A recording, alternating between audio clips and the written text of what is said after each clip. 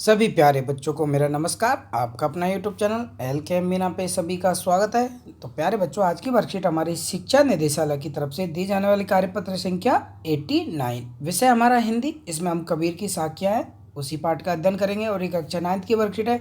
यहाँ पे सभी बच्चे अपना नाम लिखे, यहाँ पे अपने कक्षा अध्यापक का नाम लिखे। आज की तिथि हमारी 22/2/2021 और दिन हमारा सोमवार का है। तो प्यारे बच्चों, शुरू करते हैं आज की वर्कशीट। तो कबीर का जन्म और मृत्यु के बारे में अनेक किंवदंतियाँ प्रचलित है। मतलब लोगों के जो अनेक कवि हुए तो उनके बारे में लोगों के अलग अलग बोल है। किंवदंतियाँ मतलब अलग अलग बोलचाल हमें सुनने को मिलते हैं, देखने को मिलती हैं। कहा जाता है कि इनका जन्म 1398 में काशी में हुआ था। 1518 के आसपास मगर शहर में इनका देहांत हो गया, मतलब इनका निधन हो गया। कबीर ने विधिवत शिक्षा नहीं अपनाई, परंतु सत्संग, पर्यटन तथा अनुभव से ही उन्होंने ज्ञान प्राप्त किया था। कवि अत्यंत उदार, निर्भय और सद्ग्रस्त थे। मतलब ये निर्भय थे, उदार थे, सभी लोगों के प्रति इनके प्रति दया भावना थी। और गृहस्थी जीवन भी इन्होंने सदग्रस्त जीवन भी के भी ये संत रहे थे। राम और रहीम की एकता में विश्वास रखने वाले कबीर ने ईश्वर के नाम पर चलने वाले हर तरह के पाखंड, भेदभाव और कर्मकांड का इन्होंने क्या किया, खंडन किया। मतलब विरोध किया कि कोई मूर्ति पूजा नहीं, कोई पाखंड नहीं। तो कई लोगों ने बताया कि मूर्ति पूजा नहीं करनी चाहिए, कई लोगों को बताया भी है। इन्होंने अपने काव्य और धार्मिक और सामाजिक भेदभाव से मुक्त मनुष्य की कल्पना की। इन्होंने कहा कि ये धार्मिक जो भेदभाव है, सभी जाति एक समान है, कोई अलग अलग नहीं है। तो उन्होंने एक मनुष्य की कल्पना की, ये सबसे मुक्त होकर एक अच्छा मनुष्य बनो। ईश्वर प्रेम, ज्ञान तथा वैराग्य, गुरु भक्ति, सत्संग तथा साधु महिमा के साथ साथ इन्होंने आत्मबोध और जगत बोध को अभिव्यक्ति उनके काव्य में हुई। इन्होंने कहा कि सारी दुनिया में ऐसा नहीं है कि बस मानव सेवा ही करो, कि ये नहीं कि हम मूर्ति पूजें, वो पूजें, उस भगवान को मानो, उस भगवान को मानो। इन्होंने कई कई अच्छे अच्छे दोहे भी लिखे, साखियाँ भी इन्होंने लिखी। कबीर की भाषा सहजता ही उनकी काव्यात्मक की शक्ति है कि उनकी बातें इतनी सरल थी कि लोगों को सभी को समझ में आ गई थी और वही उसकी काव्य की शक्ति बनी। जन भाषा के निकट होने के कारण उनकी काव्य में दार्शनिक चिंतन को सरल ढंग से व्यक्त करने की ताकत है। तो इन्होंने जो भी अपने काव्य रचनाएं की तो उनको जो लोगों की जो आम चाल वो भाषा थी, मातृभाषा, तो उन्हीं भाषा में इन्होंने लिखा। तो यहाँ पे एक साखी दी है तो उसका हम अध्ययन कर लेते हैं कि मानस सरोवर सुबर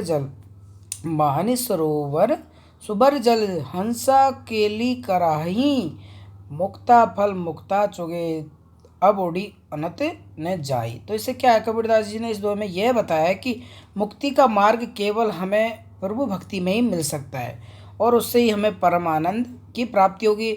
इसी कारण से उन्होंने उपयुक्त दोहे में हंसों का उदाहरण प्रस्तुत किया है। किसका क्या, हंसों के उदाहरण से हमें समझाया है कि हमें केवल भक्ति मार्ग से ही, प्रभु की भक्ति मार्ग से ही हमें सब कुछ मुक्ति का मार्ग मिल सकता है। कि जो मानसरोवर सुबर जल, जो मानसरोवर के जल में क्रीड़ा करते हुए मोती चुग रहे हैं, कौन है बेटा, वो हंस। उन्हें उस क्रीड़ा में उतना आनंद आ रहा है तो वो उसे छोड़कर कहीं भी नहीं जा सकते। हंस अकेली कराई, कि उन्हें कहीं छोड़कर वो जा नहीं सकते। आपने देखा होगा कि जो पक्षी होता है, जो हंस होता है, जो पानी में किलकारी करता है ना, वो पंखों को अपने धोते रहता है, तो उसमें उसे बहुत मज़ा आता है। तो उसी प्रकार वह उसे छोड़ के नहीं जा सकता। ठीक इसी प्रकार अगर मनुष्य भी खुद को ईश्वर की भक्ति में लीन कर लेगा तो उसे परम मोक्ष का आनंद जरूर मिलेगा। मुक्ता फल मुक्ता चोगे अब उड़ित अनंत न जाई। तो इस प्रकार उस हंस का मन नहीं करता उस जल को छोड़ के जाने का, तो उसी प्रकार मनुष्य भी उधर उधर कहीं नहीं भटकेगा। उसे प्रभु की भक्ति में मिलने वाला आनंद और कहीं नहीं मिलेगा। फिर वही प्रभु की भक्ति में मग्न रहेगा और इस मार्ग कर छोड़कर जाने का, उसका कहीं और जाने का मन ही नहीं करेगा। तो यहाँ पे ये कह रहा है भाई, ये बताया गया है कि एक बार अगर हम किसी कार्य में मन लगा लेते हैं तो उसी कार्य को अगर हम करते रहें तो वो हमें परमानंद देगा। तो उसी प्रकार जिस प्रकार हमें प्रभु की भक्ति, जो हमें किसी भी रूप में उस भक्ति को माने, ये नहीं कि हम पहाड़ पूजें, पत्थर पूजें, मूर्तियाँ पूजें, ये नहीं। अरे उस प्रभु को तो आप मन से, और जब आपको अच्छा लगे उस टाइम याद कर लीजिए, तो वही प्रभु की भक्ति असली भक्ति होगी और उसी से ही हमें परमानंद मिल जाएगा। ओके बेटा, तो इस साखी को हमने अच्छे से समझा और साखी आपकी किताब में दी हुई है, तो आप उनको देख के उनके अर्थ को समझेंगे। ओके, तो चलिए करते हैं बेटा इस वर्कशीट के हम क्वेश्चन आंसर। तो यहाँ पे पहला क्वेश्चन दिया गया है कि मानसरोवर से क्या आशय है। तो यहाँ पे मानसरोवर से यही आशय है कि मानसरोवर के जल में, जैसे मानसरोवर के जल में बेटा ये यहाँ पे यही कह रहा है कि मुक्ति का मार्ग केवल हमें प्रभु भक्ति से ही मिल सकता है। तो यहाँ पे मानसरोवर मतलब मन, जो हमारा मन है, तो उसी का बताया गया, मन का जो हमारे अंदर तरह तरह के जो विचार चलते रहते हैं उन सब के बारे में यहाँ पे बताया गया है। ओके, तो यहाँ पे हम इसका आंसर यहाँ पे ये लिख देंगे, मन सरोवर। तो आप समझ सकते हैं कि मन में जो हमारे तरह तरह के जो विचार चलते हैं, तो वो जो मन का जो तरह तरह के जो सरोवर मतलब मन में जो हमारे अंदर जो विचारों का तालाब है, तो उन सब को के बारे में यहाँ पे बताया गया है कि जिस प्रकार मानसरोवर के जल में क्रीड़ा करते हुए मोती चुग रहे हैं, कि मानसरोवर का जल जो कितना बड़ा है। तो यहाँ पे कह रहा है हमारे जो मानव का जो मन है, तो जिस प्रकार ये मानसरोवर का, आपने जयपुर में ये फेमस है बेटा मानसरोवर, तो उसमें उसका जो जल वो बहुत ही अगध है। तो उसी प्रकार जो मानव के विचार जो मन में चलते रहते हैं वो भी बेहद अगध हैं। ओके बेटा, तो इस प्रकार हम करें, हम तरह तरह के मन के विचारों को बारे में इसमें बताया गया है। ओके, तो इस तरह हम इसके पहले क्वेश्चन के आंसर यहाँ पे कर देंगे कि मानसरोवर के जल में क्रीड़ा करते हुए मोती चुग रहे हैं, तो उसी क्रीड़ा में इतना आनंद आता है तो उन्हें वो कहीं छोड़ के जाने का मन नहीं करता। तो ये हमारे मन में जो तरह तरह के विचार चलते रहते हैं, अगर हमने मन में अगर एक के प्रति अगर हमने सच्ची भक्ति कर ली, कोई भी प्रभु को मान ले हमने मान लिया, तो उसी में हमें परमानंद की प्राप्ति होगी। ओके बेटा, आगे है कि मनुष्य परम मोक्ष का आनंद किस प्रकार प्राप्त कर लेगा, कि मनुष्य परम भाई किस प्रकार वो कर लेगा।